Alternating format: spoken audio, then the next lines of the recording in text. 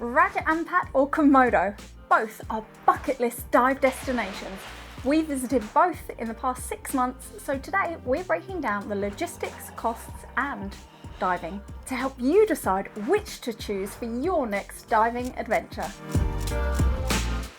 If you're new to this channel, we're Aaron and Cassie, professional divers with thousands of dives all across the world, and now we make dive vlogs and guides. So if you're an ocean lover like us, make sure you hit that subscribe button.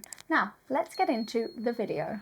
First off, let's compare the main travel logistics. Komodo's main season runs from April to November, while Raja Ampat is the opposite, running from October till March. This is when you'll find the best weather conditions and lowest chance of trip cancellations.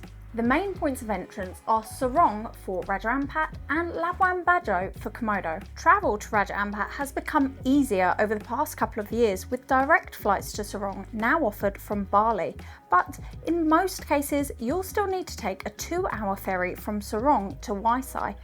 Labuan Bajo is much easier, with many flights available from all over Indonesia and even direct flights available from Kuala Lumpur and Singapore. So for ease and cost of access, Komodo is the clear winner. Both Raja Ampat and Komodo are designated marine parks. For Raja Ampat, you'll pay at the port of entry in Waisai. The cost is 1 million Indonesian rupiah, which equates to about $60 and will cover your entire trip. Komodo, on the other hand, needs to be paid each day you are in the park at a cost of around 250 to 300,000 Indonesian rupiah per day, which is around $17. This can work out more expensive depending on how many days you spend in the park. However, we noticed some key differences. Komodo is actively limiting the number of daily visitors in order to help preserve Komodo's natural beauty. Plus, we were impressed to see huge improvements all round compared to when we were there in 2018, whereas in Raja Ampat, it's not clear where this money is going. Any differences we did notice compared to when we were there in 2019 were unfortunately mostly negative. So for cost of entry, while Raja Ampat appears to be the better value, you need to consider where this money is going. And for that reason, we pick Komodo again. Next, let's talk about how you're spending your surface time. Raja Ampat is the ultimate off-grid experience. Whether you choose a liveaboard, resort or homestay, you'll spend all your surface time immersed in nature, with snorkeling and secluded beaches at your doorstep, and chance of spotting endemic wildlife right outside your bungalow. Plus, if you're staying in homestays, you'll get to experience local Papuan village life. The compromise of this is that your accommodation is basic. Many homestays have shared facilities, no aircon and cold bucket showers. Unless you're on a liveaboard or in a resort, expect to eat pretty much the same thing every day, as all meals will be provided by your accommodation and supplies are limited.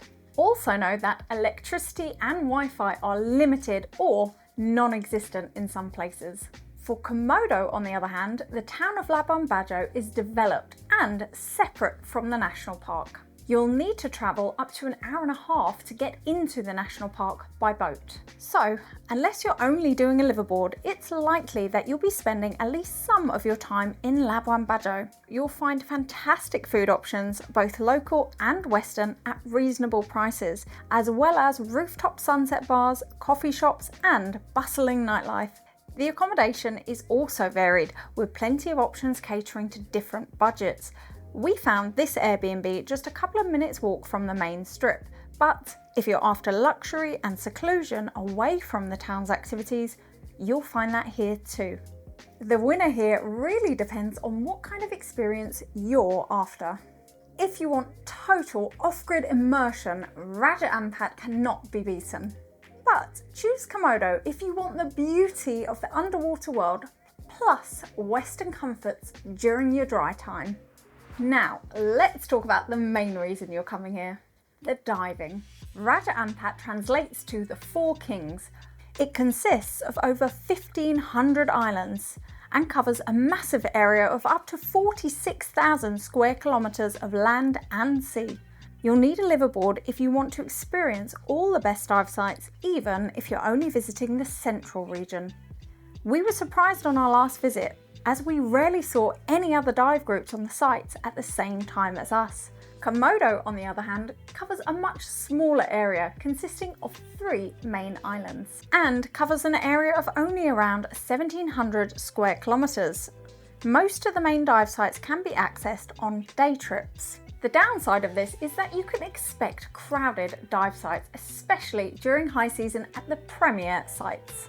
A liveaboard will still be the best option if you want to beat the crowds and see sites that the day boats can't get to.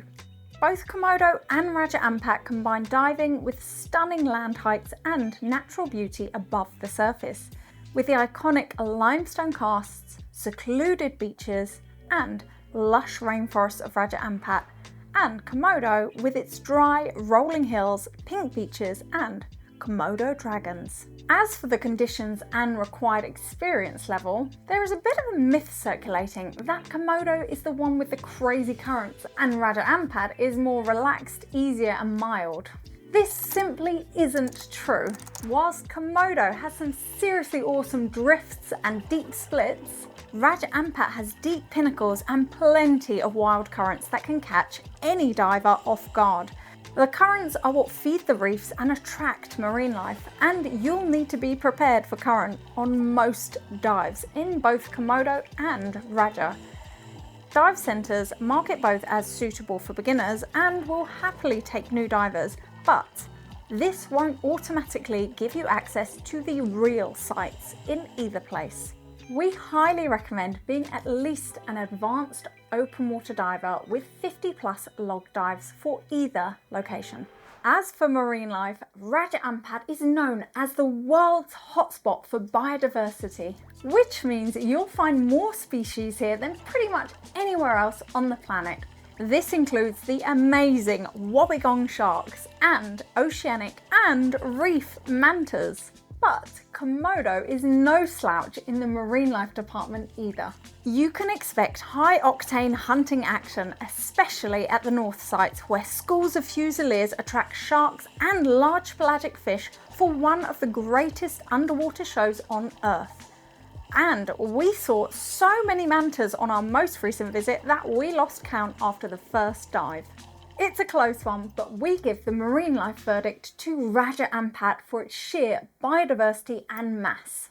Now, let's talk about the real elephant in the room that few people online are willing to confront. Raja Ampat is still being heavily touted on social media as the last paradise. It's a label that's done much more harm than good. If you've watched our previous Raja Ampat videos, you'll know that, unfortunately, the pristine reefs have suffered heavy decline in recent years.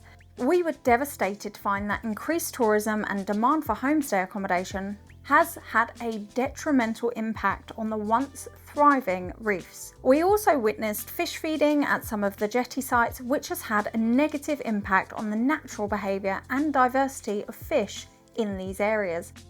It's a practice that's meant to be banned in marine protected areas. Combine this with rising sea temperatures and you have a recipe for coral decline. We were also shocked by the amount of plastic we saw on dive sites and on beaches. Comparatively, we were thrilled on our most recent Komodo trip to discover that the coral health is still thriving on many of the sites, including the more popular ones. And in some cases, coral coverage even appears to have increased.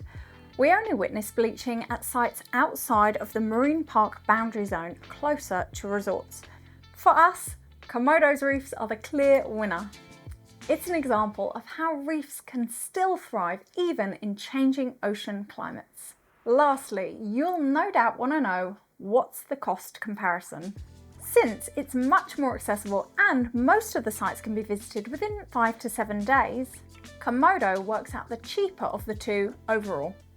Raja Ampat, being less accessible and covering a much larger area, needs at least 7 days of diving to cover the best sites. Expect Raja Ampat to cost 2 to 3 times more than a Komodo trip. Having said that, however, there are ways to dive Raja Ampat on a budget. Check out our dive safari videos to see exactly what we mean. The winner for overall cost goes to Komodo, but Raja Ampat can be done on a budget if you're willing to compromise a few comforts for a few days.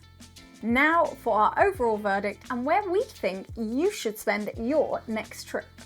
A few years ago, Raja Ampat would have been our top choice. Unfortunately, on our last trip, the heartbreak outweighed the beauty. That's not to say the diving isn't good. We still experience some of the most incredible marine life we've ever seen. If it's your first time, you will be blown away by the biomass and diversity. And the off-grid experience on land is like nothing else on Earth. But having seen how the reefs used to look, it was incredibly difficult to witness. Comparatively, Komodo also shocked us, but in a positive way, which is why it takes our top pick. We've put together the ultimate free guides to both of these epic destinations. Download it if you want to be fully prepared. If you want to see how we experience Indonesia's incredible reefs, you'll love this video right here. Thanks for watching. Don't forget to like and subscribe, and we'll see you underwater.